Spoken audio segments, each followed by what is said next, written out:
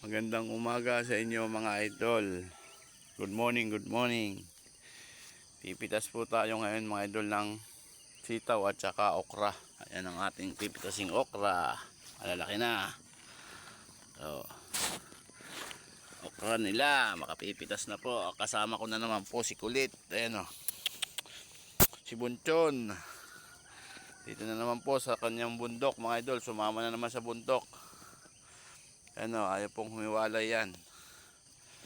Pipitas po tayo. Ang dami nating mapipitas na okra mga idol. Oh. Ang dami ng bunga. Pang tatlong harvest ng okra mga idol. Saan yung ating upo? Malalaki na.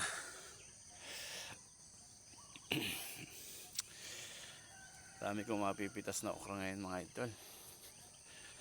Tama-tama, medyo mahal ang okra ngayon.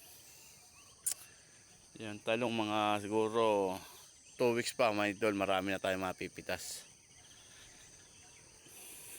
2 weeks pa ho yan, sigurado na po yan.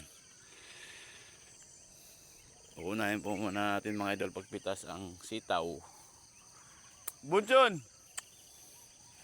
Sitaw po ating uunahin. Yung ating ampalaya mga idol. Maiinam natin.